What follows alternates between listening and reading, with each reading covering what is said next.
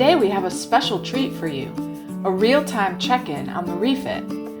We'll also tackle the challenge of unfurling the mainsail from the mast and taking it down. Stay tuned until the end, where we'll be sharing some ways you can participate in this exciting journey we're on.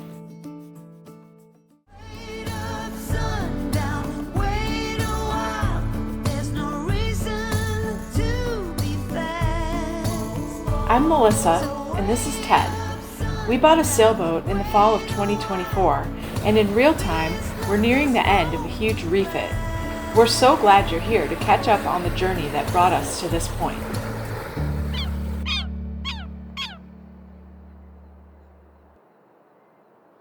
So what's this big project you just finished? Boat windows. Wow. Sounds like a big project. Here is a pretty significant crack.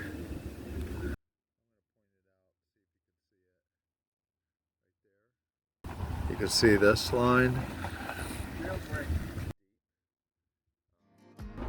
And here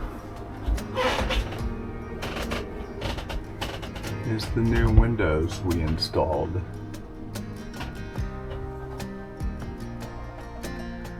Probably one of our biggest projects on the boat yet.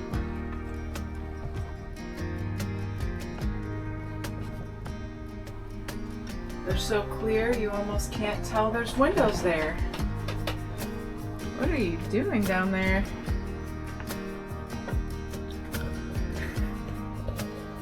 I'm pulling all wires from all out through here and up in the nav station.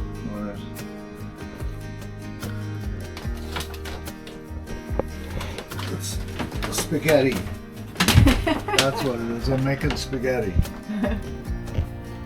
Now let's go back in time 1 year and see what we were up to. And it's just after 8 in the morning, and I'm taking a walk on the beach. This is the first time since we've been here that I've been able to walk without a jacket or a sweatshirt in the morning, or really anytime. It's finally starting to feel a little bit like summer. We've had nothing but freezing cold and rainy weather since we got here, so this is a very welcome change here. Hopefully we'll be able to start getting more done on the boat now that the weather is cooperating. Good morning. Hi. Good morning. What's happening? Oh, well, we got like the first really nice day. We may be getting to the around 70 degrees, but we're in the high 60s maybe right now. And we're headed to the boatyard. I was looking on the wind charts and gust, and we have this window of about like 2 hours where the wind will go from 5 miles per hour or knots, whatever, down to like 1 or 2. And then so what we're going to do is we need to take the mainsail down, and the reason is we got to measure it if we're going to use the sail company that's overseas in Thailand. By the way, excuse the bumps. The roads in Massachusetts are horrible. We're heading to the boatyard, and we're going to take advantage of the wind being in the right direction to take the mainsail down, and we're going to pretend like we know what we're doing. Right. The boat, well, the one thing is it's kind of like when you're putting up sails. The way you do that is you head into the wind. And that way the wind is not catching the sail. In this case, the boat is on the hard on jack stands, and we really don't want the wind like grabbing hold of the sail, because then that could potentially topple the boat, and we don't want that to happen. Right. So the interesting thing is it is an in-mast furling main, and we're removing that sail from that in-mast furling main, which is different than a regular masts that they have cars that run up and down the mast, and it operates differently, and the way it's connected is differently. So in this case, we've never done this before, and technically we don't know what we're doing, but I've been studying this and how it all connects and how it goes down, so we're going to give it a go. Okay.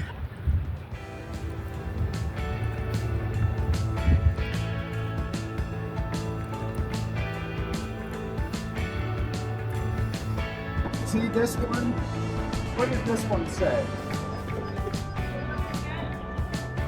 The big fat one.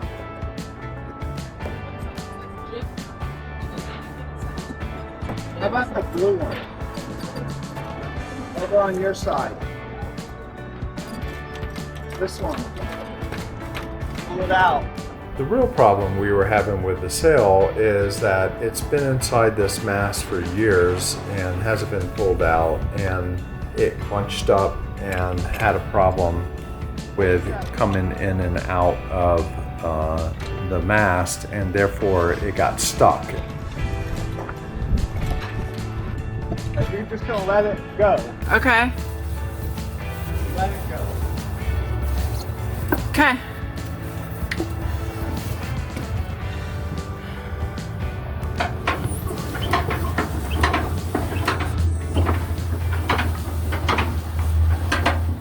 Wow, that was hard work.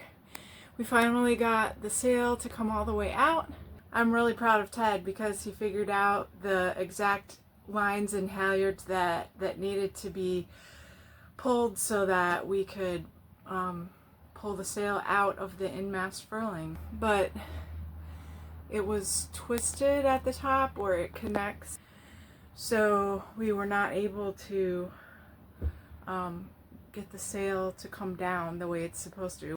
We just had to crank it all back in, but it was kind of exciting for a minute to see the sail out, and I was wishing we were out on the water.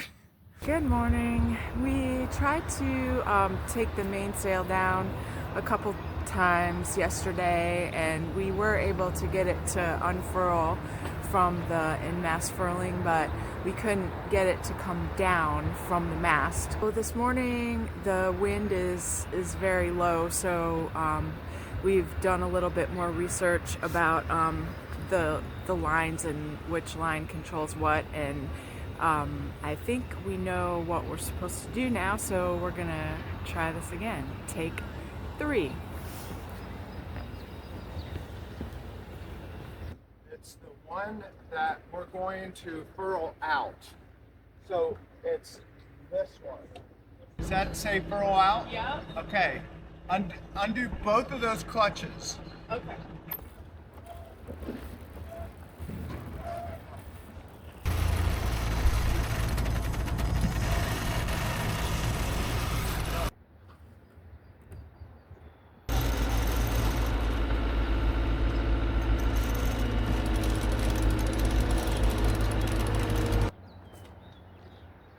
Everything looks good at the bottom of the sail, but once we started pulling the sail out, it started bunching. At the very top, it really bunched up, and it was a lot of work pulling it in and out and stretching it and pulling down on it physically and trying to get it out.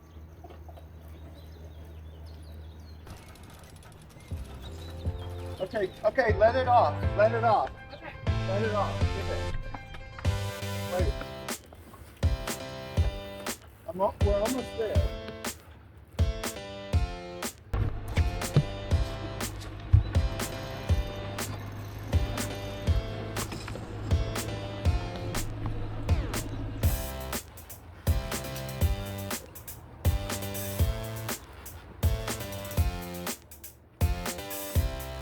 Take that off and put the halyard on, and winch the halyard up. Grind on this one.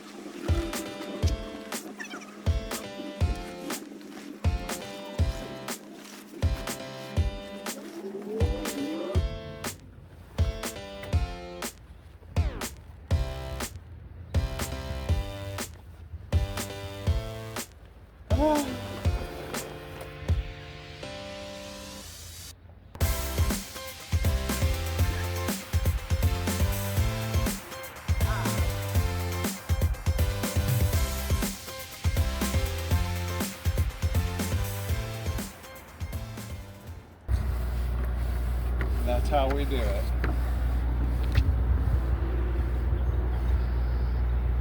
Lock and tackle, baby.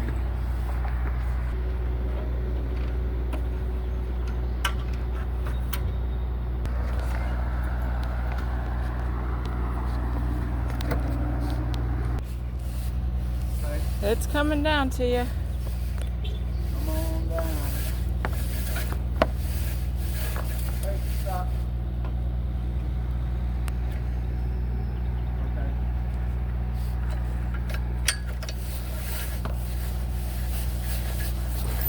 Wait.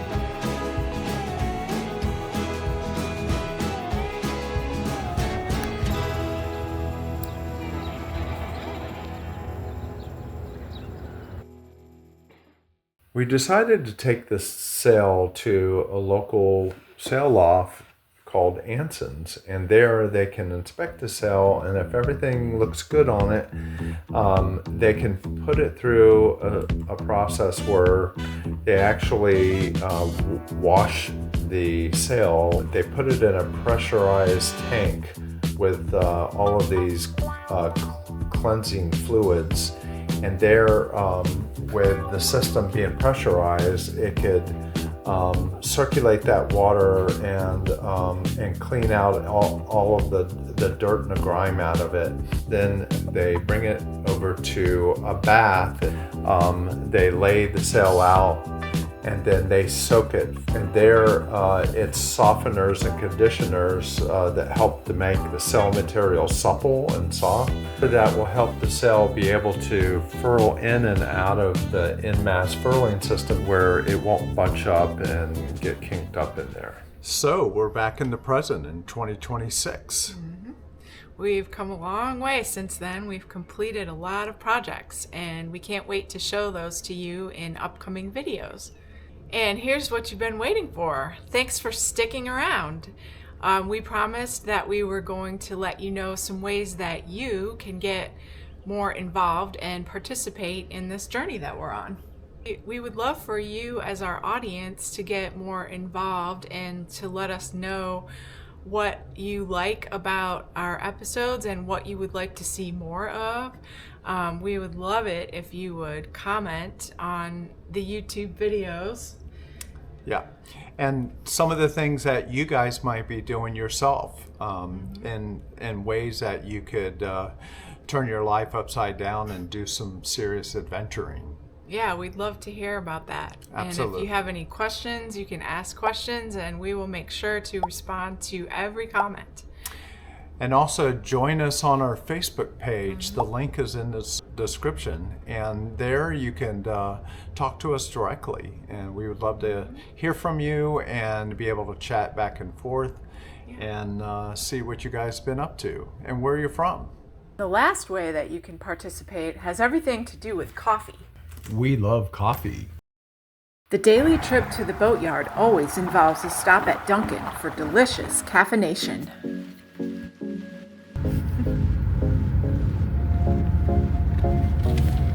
Medium iced coffee, caramel flavor, cream.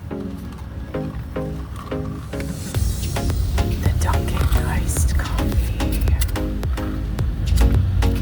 It requires a little shaky.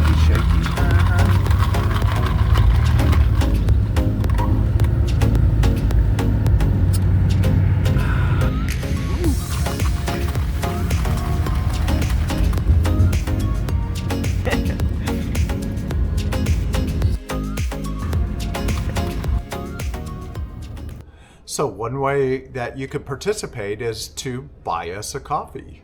Yes, we want to invite you to our Buy Me a Coffee page, and there you can show your love and support for us by donating a little bit of money to buy us a coffee. Or boat parts. Yes. And it's very simple to do. There's no complicated registration process. You just click a couple things and then you can set up a one-time gift, or you can do a recurring gift. And we would really appreciate anything that you want to give. Yeah, and so doing that with us is you're helping out the process and participating in what we're doing. And we would appreciate your love and support in that aspect.